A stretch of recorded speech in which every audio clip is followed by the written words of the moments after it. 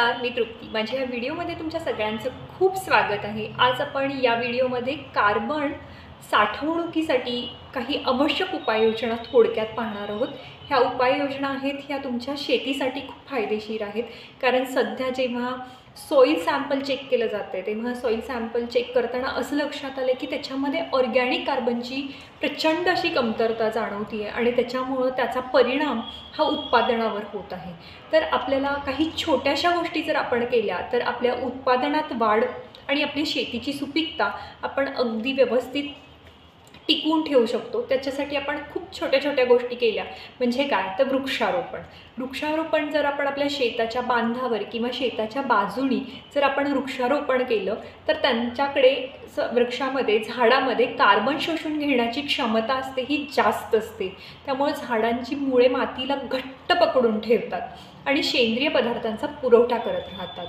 दुसरा उपाय म्हणजे मशागत कमी करणं। आपण खूप नांगरतो शेत आणि जेव्हा आपण हे नांगरत असतो तेव्हा काय होतं तर त्याच्यामध्ये जे सेंद्रिय पदार्थ आहेत त्याचं प्रमाण कमी होत जातं, कारण त्याचं ऑक्सिडेशन होतं, ऑक्सिडाइज होतात ते, आणि त्याच्यामुळं कार्बन जर आपल्याला टिकवून ठेवायचं असेल तर जमिनीची मशागत ही कमी केली पाहिजे।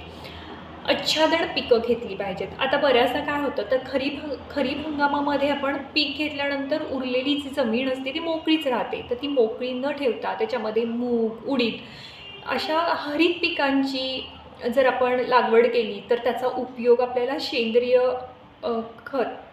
त्याच्यातून सेंद्रिय खत मिळणार आहे, त्याच्यामुळे ऑर्गॅनिक कार्बन वाढण्यामध्ये आपल्याला त्याची मदत होणार आहे।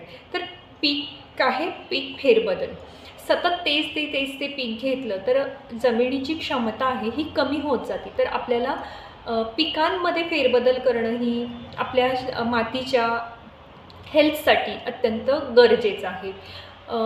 तिसरा म्हणजे सेंद्रिय खतांचा वापर। आपण जास्तीत जास्त सेंद्रिय खतांचा वापर जर केला, त्याच्यामध्ये कंपोस्ट आहे किंवा शेणखत आहे, हिरवळीची जी खतं आहेत याचा जर वापर आपण जास्त केला तर सेंद्रिय पदार्थांचं प्रमाण वाढणार आहे, त्यामुळे तुमचं ऑर्गॅनिक कार्बन ही वाढत जाणार आहे। शेतीमधील अवशेष व्यवस्थापन, बऱ्याचदा काय होतं जे शेतामध्ये अवशेष राहिले आहेत ते जाळले जातात, तर ते न जाळता ते तिथंच त्या शेतामध्ये जर कुजवले तर शेतीतील सेंद्रिय पदार्थांचं प्रमाण आहे हे वाढणार आहे। आणि सगळ्यात महत्त्वाचं म्हणजे आपण सेंद्रिय शेतीचा अवलंब करणं गरजेचं आहे। रासायनिक खतांचा कमीत कमी वापर करून आपण जैविक खतं नैसर्गिक पद्धतीने जर आपण आपली शेती केली तर त्याचा फायदा तुमच्या शेतीला आणि तुमच्या शेतातील ऑर्गॅनिक कार्बन वाढण्याला मदत होईल आणि याचाच परिणाम की तुमच्या उत्पादनामध्ये वाढ होईल आणि तुमच्या सॉईलची मातीची हेल्थ आहे ती अगदी चांगली राहील। ही माहिती तुम्हाला कशी वाटली हे कमेंट करून कळवा। पुन्हा भेटूयात एका छानशा माहितीसोबत। धन्यवाद।